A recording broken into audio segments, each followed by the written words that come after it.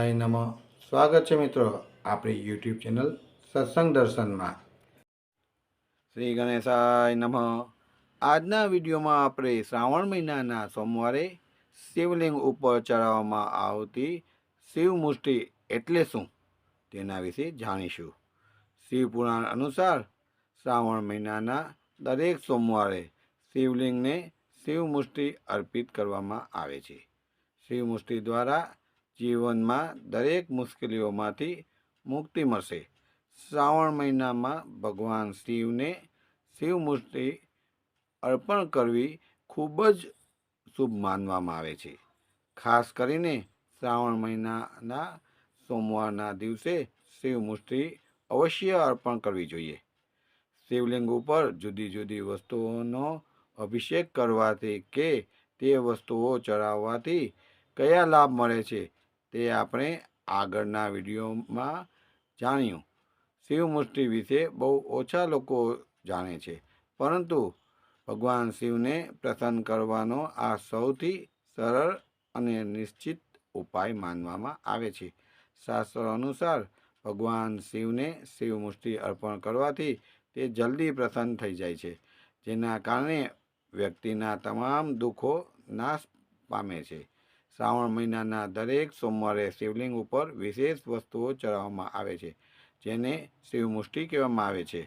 મુષ્ટિ શબ્દનો ગુજરાતીમાં અર્થ થાય છે મુઠ્ઠી.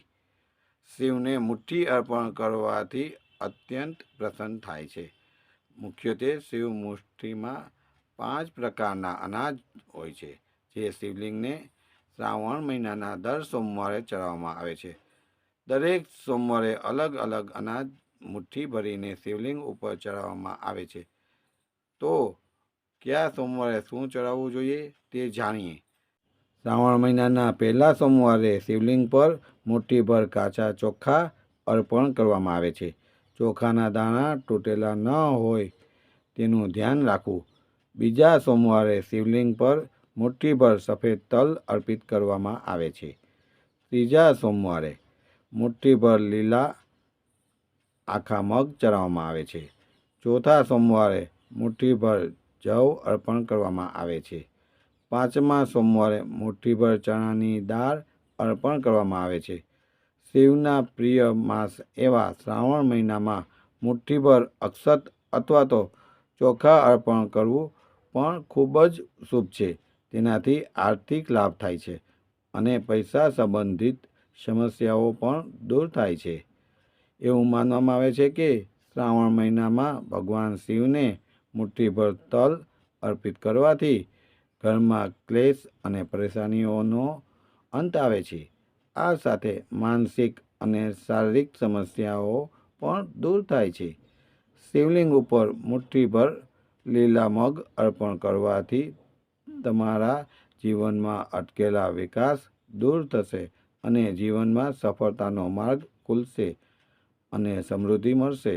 શિવલિંગ ઉપર મુઠ્ઠીભર જવ અર્પણ કરવા એ પરિવારના વિકાસ અને સમૃદ્ધિ માટે આ ખૂબ જ ઉપયોગી ઉપાય છે. ચણાની દાળ અર્પણ કરવાથી ભક્તના જીવનમાં ક્યારેય અન્ન, ધન અને જ્ઞાનની ખોટ નથી પડતી.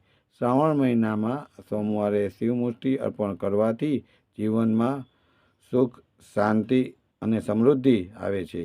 વૈવાહિક જીવનમાં આવતી સમસ્યાઓ પણ દૂર થાય છે. વાદ વિવાદથી પણ રાહત મળે છે. શનિ દોષથી પણ મુક્તિ મળે છે. આ સિવાય ઈચ્છિત પરિણામ પ્રાપ્ત થાય છે. જે કોઈ સોમવારે શિવ મુષ્ટિ અર્પિત કરવાનું રહી જાય તો પછીના સોમવારે સાથે 2 શિવ મુષ્ટિ અર્પણ કરી શકે છે. જો કોઈ શ્રાવણ મહિનામાં માત્ર 4 જ સોમવાર હોય તો છેલ્લા સોમવારે ચોથા અને પાંચમા સોમવારની શિવ મુષ્ટિ અર્પણ કરી શકાય. જો આગળના એક પણ વખત શિવ મુષ્ટિ અર્પણ ન કરી હોય તો છેલ્લા સોમવારે 5 અનાજની શિવ મુષ્ટિ સાથે અર્પણ કરી શકાય.